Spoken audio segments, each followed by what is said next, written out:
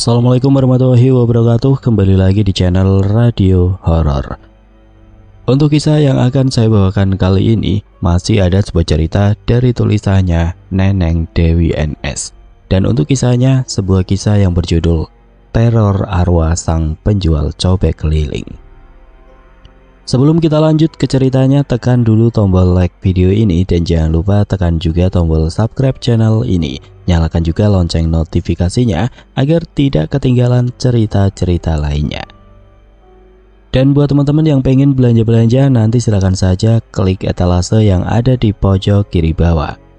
Atau teman-teman bisa juga kunjungi link pembelian yang ada di kolom deskripsi. Dan seperti apa untuk kisah kali ini, langsung saja kita masuk ke ceritanya.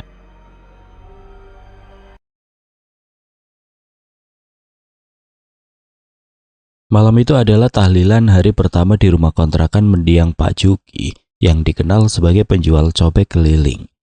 Rasa duka pun menyelimuti Bu Yuni, istri mendiang Pak Juki, dan Arman, anak mereka yang baru berusia 16 tahun.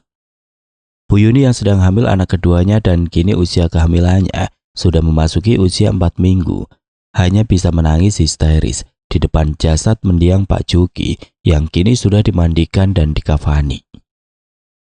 "Pak, kenapa Bapak tega ninggalin Ibu dan Arman? Siapa yang sudah tega membunuh orang baik seperti Bapak?" Kata Bu Yuni dengan wajah yang basah oleh butiran air mata, hingga kedua matanya pun terlihat sembab.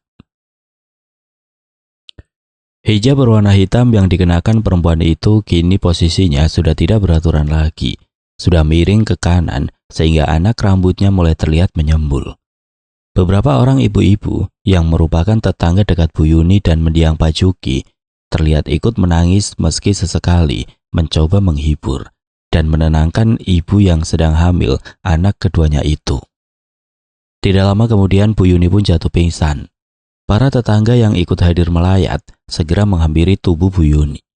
Ada yang menepuk-nepuk pelan pipi Bu Yuni sambil memanggil-manggil namanya. Ada juga ibu-ibu yang mengambil kayu putih berharap bisa membantu Bu Yuni agar cepat ciuman. Arman yang tahu sang ibu jatuh pingsan bergegas membuat teh manis hangat. Dia letakkan teh manis buatannya di atas meja lalu menghampiri kerumunan ibu-ibu yang masih mengerumuni sang ibu. "Ya, tadi siang Pak Juki ditemukan oleh salah seorang kurir yang hendak mengantarkan paket. Sudah tergeletak bersimbah darah dengan luka parah di bagian kepala di pinggir jalan. Kepala laki-laki malang itu hampir saja putus dari lehernya sehingga terlihat lebih miring ke arah kiri.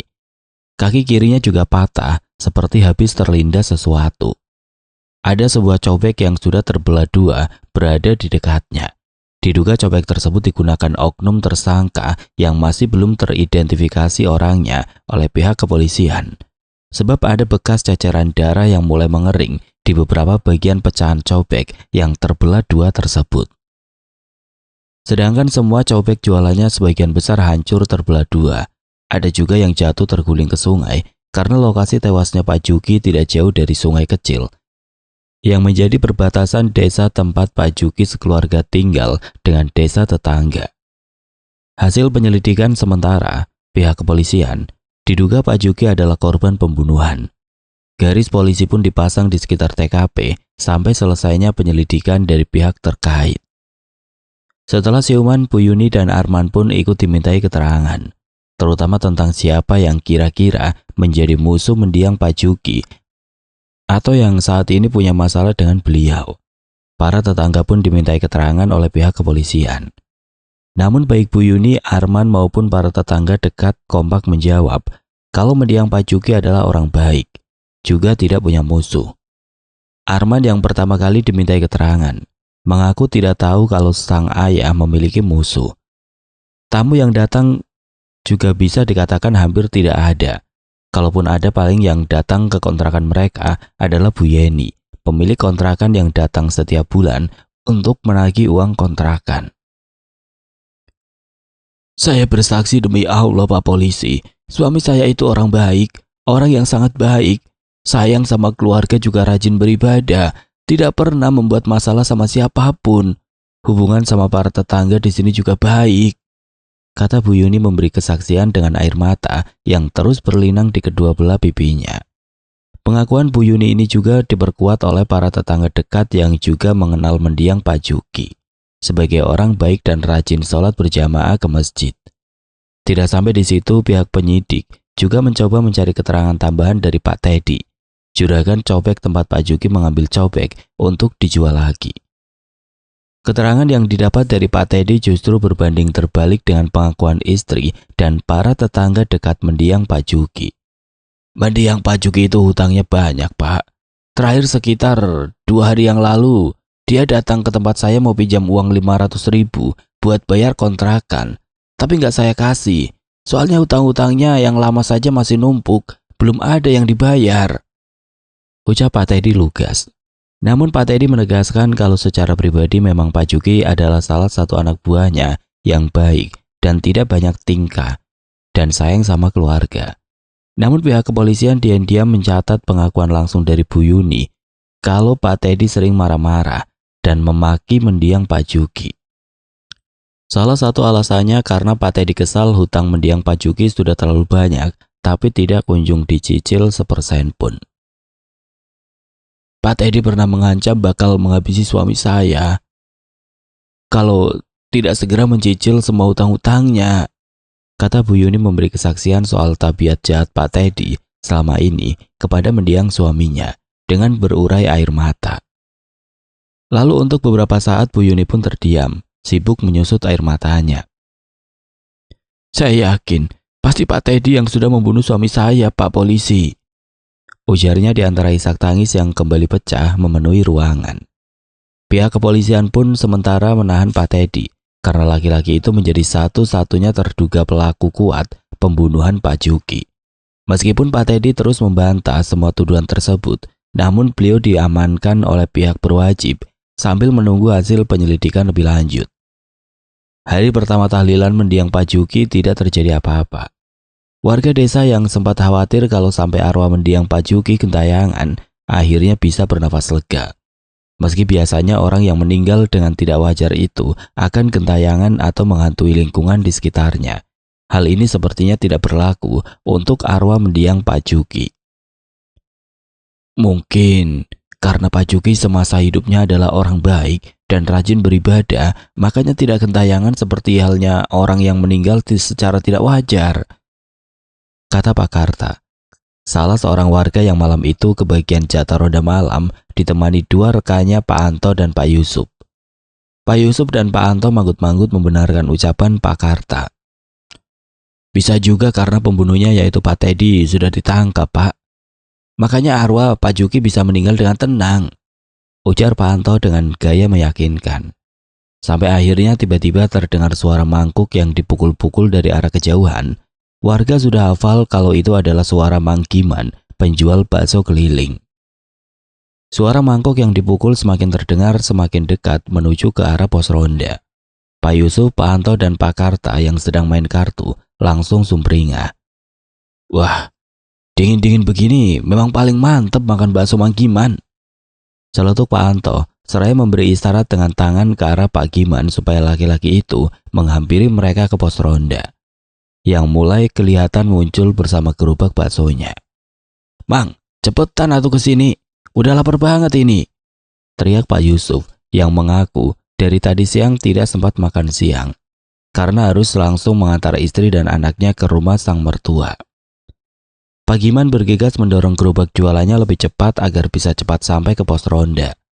Namun entah kenapa baru saja gerobak baksonya sampai di depan pos ronda, tiba-tiba saja Mang Giman malah melewati pos ronda sambil berteriak histeris. Setan! Sedangkan tangan kirinya yang bebas menunjuk-nunjuk ke arah belakang pos ronda. Tentu saja sikap aneh Mang Giman ini membuat ketiga orang yang ada di pos ronda jadi kebingungan. Mang Giman kenapa ya? Kok teriak-teriak setan sih? Tanya Pak Yusuf seraya memandang kedua rekannya secara bergantian. Pak Karta hanya angkat bahu, sedangkan Pak Anto tampak berpikir sejenak. Apa mungkin jangan-jangan Mang Giman beneran lihat setan ya? Pikir Pak Anto. Tentu saja ucapan Pak Anto barusan membuat kedua rekannya jadi meradang. Apaan sih Pak Anto? Jangan ngawur kalau ngomong. tegur Pak Karta dengan wajah kesal. Iya, sudah tahu kita masih lama ngerondanya, malah ngomongin yang begituan, sungut Pak Yusuf. Ya maafin atuh, saya nggak sengaja. Saya kan cuma... Tiba-tiba ucapan Pak Anto terhenti. Hidungnya mendadak kembang kempis, seperti sedang mencium sesuatu. Kenapa Pak? Kok nggak dilanjutkan ngomongnya? Tanya Pak Yusuf. Pak Anto memberi isyarat dengan meletakkan jari telunjuk kanannya di atas bibir. Tanda dia meminta kedua rekannya agar jangan bicara dulu. Tiba-tiba saja Pak Karta menyeletuk. Kenapa tiba-tiba bau anyir darah ya? Lalu Pak Karta pun sama seperti Pak Anto. Laki-laki itu spontan memindai tempat itu dengan kedua retinanya. Ternyata hal itu juga dibenarkan oleh Pak Yusuf. Iya juga ya, kenapa bau anyir darahnya berasa dekat sekali seperti berada di dekat kita? Timpal Pak Yusuf sambil menutupi hidungnya dengan sarung miliknya. Justru itu, tadi saya sudah mencium bau anyirnya duluan. Kayaknya berasal dari arah belakang kita sumber baunya. Akhirnya Pak Anto angkat bicara. Akhirnya mereka bertiga pun serentak memutar tubuh mereka ke belakang. Ketiganya langsung diam terpaku seperti patung ketika tepat di belakang mereka berdiri sosok laki-laki dengan kepala yang miring ke arah kiri dan hampir putus dari lehernya. Darah terlihat mengucur dari kepala dan lehernya. Wajah sosok itu mirip dengan mendiang Pak Juki yang baru saja meninggal. Tolong saya, Pak. Tolong temukan pembunuh saya. Terdengar sosok yang wajahnya mirip sekali dengan mendiang Pak Juki itu bicara dengan suara yang sangat halus, mirip bisikan. Namun auranya membawa aura mistis yang membuat bulu kuduk Pak Yusuf, Pak Karta dan Anto jadi semakin merinding. Tolong jangan ganggu kami hanya menjalankan tugas ronda. Pak Anto mencoba berbicara meski dengan suara yang terbata-bata. Sementara itu Pak Karta dan Pak Yusuf yang sudah tidak bisa menyembunyikan rasa takut mereka saling berebut untuk bersembunyi di balik punggung Pak Anto. Aroma busuk khas anyir darah itu semakin santer tercium, mengganggu indera penciuman ketiga para peronda tersebut, apalagi sosok itu malah perlahan berjalan mendekat. Cara berjalannya juga seperti ngesot karena sebelah kakinya patah. Tentu saja pemandangan itu malah semakin menambah rasa takut siapapun yang melihatnya. Tolong, temukan pembunuh saya. Kembali sosok yang wajahnya mirip mendiang Pak Juki itu mengulangi perkataannya. Terlihat satu tangannya memegangi sebelah kakinya yang patah, sementara satu tangannya yang lain terangkat ke depan, seakan-akan hendak menggapai mereka bertiga yang masih berdiri ketakutan di hadapannya. Lari! Teriak Pak Yusuf yang posisinya berada paling belakang. Lalu dia pun sudah lebih dulu lari tunggang langgang meninggalkan kedua rekannya. Melihat Pak Yusuf sudah meninggalkan mereka lebih dulu, tentu saja membuat Pak Anto dan Pak Karta jadi semakin ketakutan. Tanpa banyak bicara mereka berdua pun sontak lari tunggang langgang menyusul Pak Yusuf. Pak Anto sempat terjatuh di jalan ketika kaki kanannya tersandung batu. Tapi laki-laki berusia 45 tahun itu tidak mempedulikan kaki kirinya yang terasa sakit. Sambil berlari sedikit terpincang-pincang, Pak Anto menyusul kedua rekannya. Pak Karta, tunggu saya! Teriaknya refleks berlari menyusul Pak Karta dan Pak Yusuf sambil membetulkan letak sarungnya yang sempat melorot. Sementara itu di tempat lain, Mang Giman yang dari tadi berlari sambil mendorong gerobak baksonya, terlihat nafasnya ngos-ngosan. Laki-laki bertubuh sedikit gempal tersebut akhirnya memutuskan untuk beristirahat sejenak di depan rumah warga. Kaos berwarna putih yang dikenakannya terlihat basah oleh keringat yang mengucur dari tubuhnya. Terdengar deru suara nafasnya yang tersegal-segal. Dengan nada yang naik turun, menandakan laki-laki itu mulai kesusahan mengatur nafasnya. Mimpi apa aku semalam? Kenapa malam ini malah harus bertemu dengan setan gentayangan segala? Rutuknya kesal sambil menyeka keringat yang masih jatuh bercucuran di wajahnya dengan punggung tangan. Lalu Mang Giman mengambil botol air minum yang diletakkan di bagian atas gerobak. Sepertinya cukup lama berlari membuatnya jadi sangat kehausan. Sehingga dalam waktu singkat air di dalam botol itu pun tandas seketika. Takut sampai ke rumah kemalaman, akhirnya Mang Giman putuskan untuk kembali mendorong gerobaknya menuju arah pulang. Sekarang, deru nafasnya sudah mulai kembali normal dan teratur. Bahkan kini dia bisa sedikit santai mendorong gerobak, tidak ketakutan seperti tadi. Sampai akhirnya Mang Giman melewati jajaran kebun jeruk milik warga yang terhampar cukup luas. Dengan penerangan jalan yang begitu minim, menambah suramnya suasana malam itu di tempat tersebut. Duh, kenapa bulu kuduk saya jadi merinding gini ya? Perasaan sekarang bukan malam Jumat ya? Kata Mang Giman seraya mengusap-ngusap tengkuknya. Pandangan matanya mulai memindai ke sekitar. Tidak ada orang lain di sana selain dirinya, karena memang hamparan kebun jeruk tersebut hanya ramai dilewati warga di siang hari. Tapi kalau sudah menjelang malam, jarang sekali ada warga yang melewati tempat itu. Tiba-tiba saja Mang Giman terpaksa menghentikan gerobaknya karena merasa seperti mencium bau busuk yang begitu menyengat dan mengganggu indera penciumannya. Kenapa tiba-tiba bau busuk ya? Pikirnya, belum sempat laki-laki itu menduga-duga, tahu-tahu sebuah suara malah mengagetkannya. Tolong saya, Mang. Tolong temukan pembunuh saya. Disusul kemunculan sosok laki-laki dengan kepala yang miring ke arah kiri. Kepalanya miring karena hampir putus dari lehernya, darah terlihat mengucur dari kepala turun ke bagian lehernya. Wajah sosok itu mirip dengan mendiang Pak Juki yang baru saja meninggal. Tubuh Mang Giman langsung menggigil ketakutan. Tubuh kembalnya terasa seperti dipaku di tempat. Semakin sosok mirip mendiang Pak Juki mendekat, bau busuk yang tadi sempat tercium oleh hidung Mang Giman semakin menyengat, sehingga perut laki-laki itu perlahan mulai terasa mual. Jangan ganggu saya, Pak Juki. Saya mohon, saya kan nggak punya salah sama Pak Juki, kata Mang Giman. Tapi sosok mendiang Pak Juki bukannya menjauh, malah semakin mendekat. Mang Giman membaca surat Al-Fatihah sambil memejamkan matanya karena tidak sanggup melihat betapa mengerikannya sosok yang kini berada di hadapannya. Tolong saya, Mang. Tolong temukan pembunuh saya, kata sosok itu yang tahu-tahu sudah berada tepat di depan wajah Mang Giman, sehingga jarak sosok itu dengan Mang Giman hanya terpisah 1 jengkal saja. Tidak sanggup lagi menahan rasa takut yang semakin memuncak, pertahanan Mang Giman pun akhirnya jebol juga. Laki-laki itu pun akhirnya jatuh pingsan tidak jauh dari gerobak jualannya. Keesokan harinya Mang Giman ditemukan oleh seorang penjual bubur ayam yang melewati tempat itu. Namun teror sosok mendiang Pak Juki rupanya tidak sampai di situ saja. Beberapa orang warga yang kebetulan pulang malam sempat melihat sosoknya. Sosok laki-laki itu terlihat berkeliling kampung menjual cobek.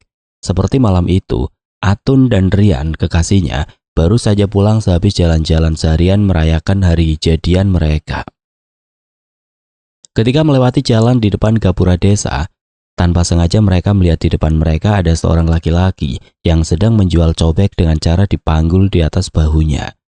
Anehnya dari belakang saja kepala laki-laki itu sudah terlihat ada yang aneh, sebab kepalanya tidak tegak dengan kokoh tepat di atas leher, melainkan miring ke kiri seperti hendak tanggal. Itu siapa ya, Kang, yang jualan cobek malam-malam gini? Tanya Atun seraya menoleh bahu kiri Rian. Rian yang sedang membonceng Atun menjawab santai. Paling juga orang yang jualan cobek dari kampung yang jauh, terus pulangnya kemalaman. Kan udah biasa di kampung kita, banyak orang yang jualan sampai ke kampung yang jauh pulangnya malam, kata Rian dengan enteng. Semakin sepeda motor yang dikendarai Rian mendekat ke sosok laki-laki yang sedang memanggul cobek, perasaan Atun malah semakin tidak karuan. Apalagi dia mulai mencium aroma busuk yang mulai santer tercium. Tanpa sengaja Atun melirik ke arah sosok laki-laki yang masih berjalan pelan di samping kiri jalan yang dia dan Rian lalui. Saat lampu sepeda motor bagian depan Rian menyorot ke arah belakang tubuh sosok itu, Rian langsung ketakutan dan refleks memacu motornya kencang-kencang sehingga membuat Atun menjadi bingung sekaligus ketakutan. Pelan-pelan atuh Kang, kalau sampai nabrak gimana? Protes Atun sambil memeluk erat punggung sang kekasih. Tadi Akang lihat setan, Neng. Ternyata laki-laki yang tadi jualan cobek itu bukan manusia, tapi setan. Jawab Rian dengan suara gemetar, menahan rasa takut yang tadi sempat menghinggapinya. Atun mengernyitkan dahinya. Masa sih Kang? Jangan angkut-angkutin saya tuh. Kembali Atun protes sambil bersungut-sungut. Iya, Akang gak bohong. Pas tadi Akang arahkan lampu bagian depan ke laki-laki itu, kepalanya hampir putus, Neng. Darahnya juga masih mengucur. Pokoknya serem, Neng. Rian menerangkan ulang apa yang tadi sudah dilihatnya sambil sesekali bergidik ngeri membayangkannya. Untungnya kedua pasangan sejoli tersebut tidak sampai diganggu oleh sosok yang mirip dengan Pak Juki tersebut. Tapi nasib naas justru menimpa rombongan jemaah ibu-ibu pengajian dari kota yang baru pulang pengajian dari desa sebelah. Kebetulan malam itu sedang mengundang salah seorang ustadz yang cukup terkenal. Mereka beramai-ramai datang naik sebuah mobil pick-up yang sengaja disewa. Tepat ketika mobil pick-up yang membawa rombongan ibu-ibu jemaah pengajian tersebut melewati hamparan perkebunan jeruk yang minim penerangan, mendadak sang supir mengerem mendadak. Lalu disusul terdengarnya seperti suara benda yang dihantam oleh benda keras. Brak! Rombongan ibu-ibu pengajian yang sedang asik ngobrol di belakang mobil pick-up sontak berteriak histeris. Suasana pun berubah riuh, wajah sang sopir langsung berubah pucat ketika menyadari kalau mobilnya sudah menabrak. Astagfirullah, tadi kayaknya kita nabrak sesuatu dah. Pemimpin rombongan jemaah yang duduk di samping sang sopir tidak kalah cemas. Iya Kang, kayaknya tadi mobil Akang nabrak orang, sautnya dengan suara sedikit gemetar. Padahal tadi saya dari kejauhan gak lihat ada orang lewat loh Bu. Demi Allah, tapi entah kenapa pas di tikungan tadi tiba-tiba ada seorang laki-laki penjual cobek nyebrang, makanya saya kaget mau banting setir tapi telat. Sang sopir pun tidak bisa menyembunyikan rasa khawatirnya. Ya udah tuh Kang, lebih baik kita turun aja sekarang buat memastikan. Ayo tuh, ajak sang pemimpin rombongan jemaah. Sang sopir pun langsung turun dari mobil pick-up, disusul pemimpin rombongan jemaah. Dahi sang sopir refleks berkerut, melihat tidak menemukan apapun di depan mobil pick-up. Aneh, padahal tadi jelas-jelas saya mendengar suara benda ketabrak. Gumam sang sopir yang merasa kebingungan.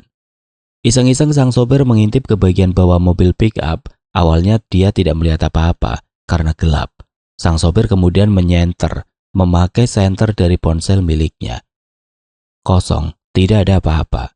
Tapi tiba-tiba saja dia mencium bau busuk bercampur anyir seperti bau darah yang berasal dari bagian belakang tubuhnya. Disusul terdengarnya sebuah suara yang cukup asing di telinganya. Tolong saya, Kang. Tolong temukan pembunuh saya. Disusul kemunculan sosok lelaki dengan kepala miring ke arah kiri. Kepala sosok laki-laki tersebut tampak miring karena hampir putus dari lehernya. Darah terlihat mengucur dari kepala turun ke bagian lehernya, sementara bahu kirinya memanggul cobek. Tubuh sang sopir dan ketua rombongan pengajian sama-sama gemetar menahan rasa takut. Saking takutnya, si ibu ketua rombongan sampai kencing di celana, sedangkan sang sopir sendiri refleks menutup matanya dengan kedua tangan. Jangan ganggu saya dan para penumpang mobil pick-up saya mohon. Ucap sang sopir sambil berusaha keras menahan bau busuk bercampur anyir yang membuatnya ingin muntah. Rombongan ibu-ibu yang ada di belakang mobil pick-up spontan menjerit histeris dan turun dari atas mobil. Mereka berlarian keluar sambil menjerit-jerit ketakutan. Rupanya mereka ikut melihat penampakan sosok laki-laki yang perwujudannya sangat mengerikan tersebut. Kabar ini akhirnya sampai juga ke telinga Bu Yuni. Hati perempuan yang belum genap 7 hari ditinggal suaminya untuk selama-lamanya itu seakan makin terkoyak. Pak Dani sebagai ketua RW ikut merasa bertanggung jawab atas teror yang kini menimpa warganya. Pak Danu lalu mengajak warganya berembuk di rumahnya tentang solusi dari semua masalah yang berkaitan dengan gentayangannya arwah sosok Pak Juki. Sepertinya kita harus mengadakan doa bersama dengan mengundang Pak Ustadz, usul seorang warga. Tapi kan itu sudah kita lakukan selama berlangsungnya acara tahlilan almarhum dari hari pertama sampai hari ke-7, sanggah warga lain. Ya, namanya juga usaha. Tidak ada salahnya bila kita lakukan. Toh mendoakan almarhum adalah sesuatu yang baik. Seorang warga mendukung pendapat warga yang pertama. Pak Dani manggut-manggut mendengarkan secara seksama setiap pendapat warganya. Akan tetapi sayangnya, pertemuan hari itu malah tidak menemukan titik terang. Sementara Pak Dhani merasa tidak enak hati sebab terus didesak oleh Bu Yuni untuk membersihkan nama mendiang suaminya. Pokoknya saya tidak mau tahu. Tolong Pak RW carikan solusi agar sosok yang menyerupai suami saya itu jangan lagi muncul menjatuhkan nama baiknya. Suami saya itu orang baik, rajin beribadah. Tidak mungkin dia kentayangan apalagi meneror warga di sini. Tolong jangan membuat saya makin sedih. Kehilangan dia saja sudah cukup membuat saya terpukul, ucap Bu Yuni di antara isak tangisnya. Di tengah-tengah kekalutan warga tersebut, tiba-tiba seorang ibu-ibu datang mengabarkan kalau ada 2 warga yang baru pindah ke desa mereka. Pak Dhani hanya tersenyum. Oh, mereka itu masih keluarga jauh saya. Namanya Pak Sahid, anaknya bernama Luna, jawab Pak Tono, salah seorang warga sambil tersenyum. Kepindahan Pak Sahid dan keluarganya seakan mengalihkan isu teror mendiang Pak Juki. Pak Sahid yang ramah dan anak gadisnya bernama Luna yang berwajah cantik dan anggun seakan menghipnotis para warga. Mereka pun berbondong-bondong menemui kedua warga tersebut. Rupanya Pak Sahid adalah seorang duda. Bu Sarah istrinya sudah meninggal 5 tahun lalu. Pak Sahid adalah seorang pensiunan tentara. Dia membeli rumah milik salah satu penduduk yang sudah pindah ke kota, sebuah rumah yang posisinya cukup strategis, sebab berada tepat di pinggir jalan dan sering dilalui oleh para warga. Juga menjadi tempat lalu lalangnya kendaraan baik roda 2 maupun roda 4. Sedangkan Luna sendiri baru berusia 23 tahun dan sedang merintis usaha catering dan bakery skala rumahan. Banyak pemuda kampung yang sontak terpikat pada kecantikan Luna, apalagi hijab yang membungkus tubuh rampingnya semakin menambah nilai kecantikannya. Kepribadian gadis itu yang pendiam dan kalem memiliki magnet tersendiri bagi siapa saja.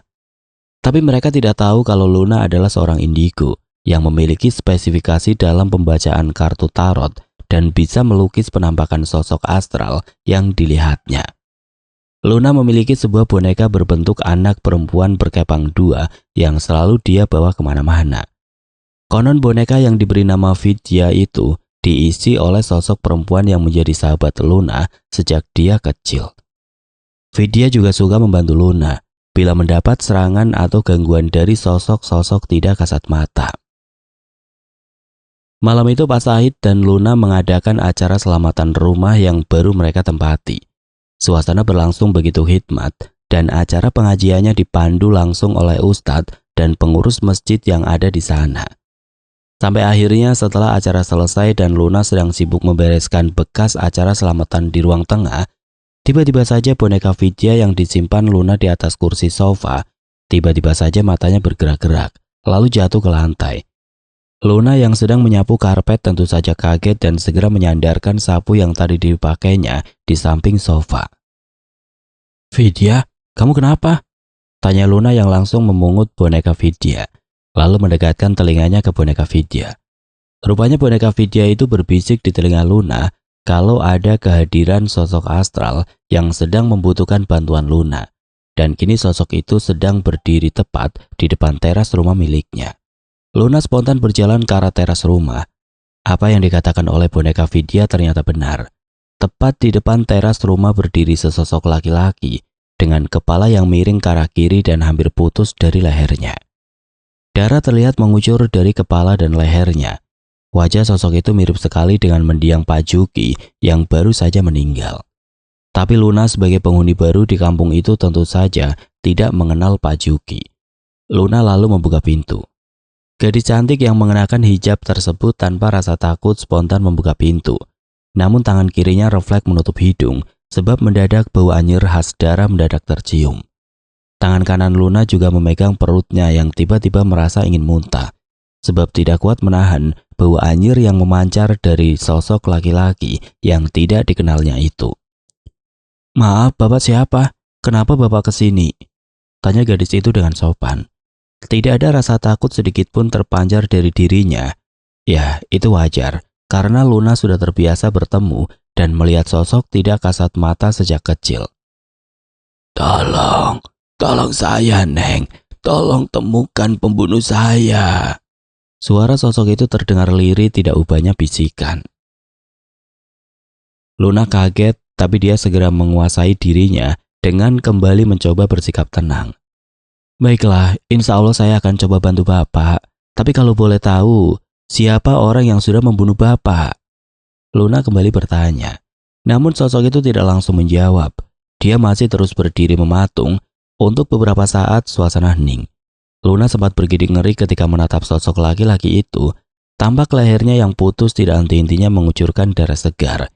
Bahkan kini tetesan darah segar tersebut mulai berjatuhan ke bawah, mengenai teras rumah Luna yang berwarna putih. Pembunuh saya adalah istri saya sendiri. Akhirnya sosok laki-laki yang memang merupakan mendiang Pak Juki akhirnya buka suara. Apa? Luna kaget. Lalu tiba-tiba saja sebuah lorong waktu muncul entah dari mana asalnya. Kemudian menyedot tubuh ramping Luna untuk masuk ke dalam pusaran lorong waktu tersebut. Untuk beberapa saat Luna merasakan kepalanya pusing luar biasa, sampai akhirnya tubuhnya terlempar ke sebuah tempat pada kejadian 2 minggu yang lalu. Mendadak suasana di tempat itu berubah menjadi siang hari. Padahal tadi gelap gulita karena memang sudah malam hari. Luna bingung karena merasa berada di sebuah tempat yang belum pernah dia kunjungi sebelumnya. Ya, saat itu Luna berada di rumah kontrakan Bu Yuni dan Pak Juki ketika Pak Juki masih hidup. Siang itu Pak Dedi tetangga Bu Yuni mereka memberitahu kalau Pak Juki pingsan di jalan saat sedang berkeliling jualan cobek. Pak Dedi menawarkan diri untuk mengantar Pak Juki ke rumah sakit, tapi Bu Yuni langsung menolak. Dia beralasan sedang tidak punya uang. Akhirnya Pak Juki diantarkan oleh Pak Dedi dengan memakai motor miliknya. Wajah Pak Juki terlihat pucat. Deru nafasnya juga terlihat cepat. Sepertinya penyakit paru-paru penjual cobek itu kambuh lagi. Bukannya memberi minum atau menyuruh sang suami istirahat, Bu Yuni malah ngomel-ngomel. Aku bingung deh sama Bapak. Kok betah banget ya jadi orang penyakitan kayak gitu. Dikit-dikit sakit, dikit-dikit pingsan. Aku capek, Pak. Pulang bukannya bawa duit malah bawa penyakit. Sungut Bu Yuni kesal seraya melempar tumpukan cucian yang tadi hendak dia rendam di dalam ember. Pak Juki terbatuk-batuk. Maafkan Bapak ya Bu, Bapak juga tidak mau hidup begini. Saut Pak Juki dengan wajah memelas. Sesekali tangan kanannya mengusap-ngusap dadanya yang terasa sakit dan sesak. Boleh Bapak minta minum Bu? Dada Bapak sakit sekali. Pinta Pak Juki dengan sopan ke istrinya.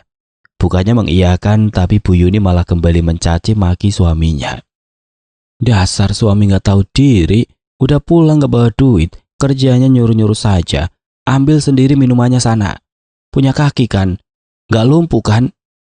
Bentak Bu Yuni sambil menunjuk-nunjuk ke arah Pak Juki yang masih terbaring lemah di sofa butut milik mereka. Tidak mau memperpanjang pertengkaran, Pak Juki dengan langkah tertati-tati perlahan bangkit dari sofa. Tapi mendadak kepalanya malah terasa sangat pusing. Dia rasakan saat ini dunia seperti berputar-putar, seperti komedi putar. Akhirnya laki-laki itu malah kembali jatuh, terduduk di sofa. Sebab tidak bisa menahan rasa pusing yang begitu menyiksa. Bahkan bagian kepalanya sempat membentur ujung sofa cukup keras. Bukannya merasa kasihan melihat kondisi sang suami yang saat itu hampir jatuh, Bu Yuni malah makin menjadi-jadi mencerca Pak Juki. Jangan banyak drama deh kalau jadi orang. Tinggal ngambil air saja segitunya. Omel Bu Yuni sambil menendang ember kosong yang ada di depannya dengan kasar sebagai luapan kemarahannya. Kembali Pak Juki hanya diam saja. Sesekali terbatuk-batuk dan mencoba memejamkan kedua matanya. Pusing aku di rumah terus. Punya suami udah kere, penyakitan, banyak utang lagi. Bisa stres aku. Rutuk perempuan itu meninggalkan Pak Juki. Tiba-tiba Arman, anak mereka yang baru pulang dari sekolah, dia sempat mendengar omelan sang ibu kepada sang bapak. Bu, udah tuh jangan ngomel melulu, kasihan Bapak. Kata Arman sambil membuka sepatunya, menyimpannya di atas rak sepatu, lalu dia langsung menghampiri Pak Juki yang masih terbatuk-batuk. Jangan banyak omong kamu. Tuh, urusin saja bapakmu, ibu mau keluar dulu. Suara Bu Yuni terdengar sedikit meninggi, menimpali ucapan dari Arman. Pak, Bapak nggak apa-apa? Tanya Arman yang refleks menyentuh dahi Pak Juki. Pak Juki menjawab dengan sebuah senyum yang dipaksakan. Bapak demam, Arman kompres ya. Sebentar, Arman mau ganti baju di seragam dulu. ucap Arman yang bergegas berjalan ke kamarnya untuk mengganti baju seragam. Pak Juki menatap sayu sang anak, sebutir air mata tahu-tahu bergulir begitu saja di pipinya. Dalam hatinya Pak Juki merasa bersyukur memiliki anak berbakti seperti Arman. Lalu pandangannya beralih kepada Bu Yuni yang tahu-tahu terlihat sudah berdandan rapi. Kemudian pergi meninggalkan rumah begitu saja tanpa pamit kepadanya. Tidak lama kemudian kepala Luna kembali berdenyut sakit. Lalu gadis itu tahu-tahu kembali ke masa sekarang. Sosok laki-laki yang lehernya hampir patah itu masih berdiri di sana, di teras rumahnya, dan boneka Vidya tahu-tahu juga sudah ada di dalam pelukannya. Rupanya seperti itu perlakuan istri mendiang Pak Juki selama ini, gumam Luna. Kemudian pandangan Luna kini menatap ke arah sosok mendiang Pak Juki. Sekarang saya harus bagaimana, Pak? Saya barusan sama sekali tidak mendapatkan penglihatan tentang kematian Bapak. Tapi bukannya menjawab dan memberi petunjuk, sosok mendiang Pak Juki malah tiba-tiba saja menghilang begitu saja. Tentu saja hal ini sempat membuat Luna bingung, namun boneka Vidya pun membisikkan sesuatu ke telinganya. Tidak ada salahnya Teh Luna pergi ke tempat mendiang Pak Juki ditemukan meninggal. Luna pun manggut-manggut. Oh iya ya, makasih ya Vidya. Kamu temani saya nanti malam ke sana ya. Sekarang saya mau beresin ini dulu. Ucap Luna sambil menunjuk ke arah tumpukan bekas sampah aqua gelas yang ada di sampingnya. Singkat cerita, malam itu Luna pergi ke tempat di mana mendiang Pak Juki ditemukan meninggal. Dia tidak kesulitan menemukan tempatnya karena mendapat petunjuk dari seorang warga. Ketika berada di tempat itu, auranya terasa begitu suram untuk Luna. Sehingga dia harus melakukan pemagaran diri untuk mengantisipasi serangan gaib dari sosok astral yang bisa saja tidak menyukai kehadirannya. Tangan kirinya diletakkan di tanah yang masih ada bekas ceceran darah yang sudah mengering milik Pak Juki. Kedua mata indahnya dipejamkan dan saat itulah gadis itu pun sontak mendapatkan penglihatan. Mendiang Pak Juki sedang berkeliling jualan cobek. Tiba-tiba saja dia tidak sengaja melihat sang istri sedang berboncengan mesra dengan seorang pria di atas sepeda motor. Kedua tangan Bu Yuni merangkul mesra pinggang Pak Teddy, juragan cobek tempat mendiang Pak Juki bekerja. Sesekali terdengar tawa Bu Yuni diiringi tawa Pak Teddy.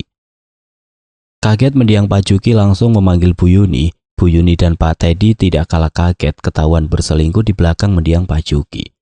Pak Teddy langsung tancap gas, namun mendiang Pak Juki malah mengejar sepeda motornya meski sedikit kesulitan karena harus sambil memanggul cobek-cobek jualannya yang masih banyak dan belum laku. Akibat tidak memperhatikan jalan, mendiang Pak Juki malah jatuh terpeleset. Cobek-cobek jualannya pun ikut jatuh berantakan, bahkan salah satu cobek sempat menimpa kaki kanannya, sehingga mendiang Pak Juki merasa kesakitan. Melihat mendiang Pak Juki dalam kondisi butuh pertolongan, Bu Yuni malah menyuruh Pak Teddy turun dari atas sepeda motor. Setelah berada di depan mendiang Pak Juki, bukannya menolong, Bu Yuni malah mengambil sebuah cobek lalu memukulkannya berkali-kali. Cobek tersebut ke arah kepala dan leher mendiang Pak Juki sehingga cobeknya jadi rengkah. Matilah kau suami sialan, suami kere yang hanya bikin hidup aku sengsara, kata Bu Yuni dengan penuh amarah sambil terus memukulkan cobek-cobek tersebut ke tubuh mendiang Pak Juki. Pak Juki pun tewas di tempat. Tubuh Luna langsung jatuh terhuyung setelah mendapatkan penglihatan yang sungguh sadis tersebut. Boneka Vidya yang ikut menemaninya langsung berubah wujud menjadi sosok Vidya, yaitu seorang perempuan cantik berusia sekitar 30 tahun dan memakai pakaian seperti ala-ala pendekar silat berwarna hitam masa lampau. Sosok Vidya berdiri di belakang tubuh Luna, mengarahkan tangan kanannya ke punggung gadis itu untuk memberi tambahan energi. Kamu tahu kenapa Bu Yuni dan Pak Teddy tidak pernah diteror oleh arwah Pak Juki? Sementara banyak warga desa ini malah sering didatangi arwahnya, tanya sosok Vidya. Luna menggeleng.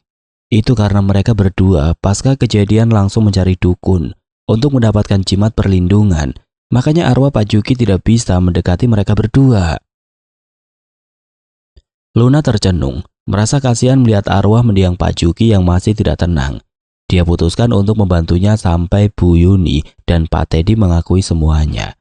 Namun sebuah kebenaran akhirnya menemukan jalannya sendiri.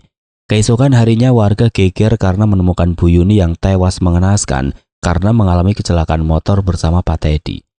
Menurut pengakuan saksi mata yang melihat kejadian tersebut, tadi malam sepeda motor yang dikendarai oleh Pak Teddy dan sedang membonceng Bu Yuni tiba-tiba saja oleng. Terdengar teriakan histeris dari Pak Teddy dan Bu Yuni sebelum sepeda motornya oleng lalu menabrak pohon waru yang ada di pinggir jalan. Kematian keduanya akhirnya menjadi bahan perbincangan warga. Desas-desus akan adanya hubungan terlarang antara keduanya yang kemudian dikaitkan dengan kematian tragis mendiang Pak Juki pun mencuat. Luna yang ikut menyaksikan pemakaman keduanya tanpa sengaja memperhatikan sikap tidak biasa dari Arman. Arman hanya menatap dingin ke arah makam ibunya, lalu melemparkan sebuah kalung jimat berwarna coklat yang terbuat dari kulit kayu yang tadi dipegangnya ke makam sang ibu. Saat itulah Luna kembali mendapat bisikan dari boneka Vidya. Kata boneka Vidya, rupanya sebelum kejadian Arman sengaja diam-diam mengambil jimat itu dari kamar ibunya. Sebuah jimat yang diberikan oleh dukun agar dirinya tidak sampai diteror oleh sosok mendiang Pak Juki. Namun pada saat yang sama, Pak Teddy menelpon mengajak Bu Yuni berpergian. Naas di tengah jalan sosok mendiang Pak Juki malah mencegatnya. Saat itulah Bu Yuni baru menyadari kalau dia lupa memakai jimat itu. Akibatnya fatal. Sosok mendiang Pak Juki yang selama ini memendam amarah dan dendam menghamburkan sosoknya tepat ke arah sepeda motor yang sedang dikendarai oleh Pak Teddy. Lalu terjadilah peristiwa naas itu. Kembali ke pemakaman, Luna akhirnya bisa melihat sosok mendiang Pak Juki. Tidak lagi berwujud menyeramkan. Kini sosok itu berwujud seorang laki-laki berpakaian putih bersih dengan wajah yang memancarkan cahaya. Lalu dari kejauhan sosok itu tersenyum ke arah Luna seakan ingin mengucapkan terima kasih.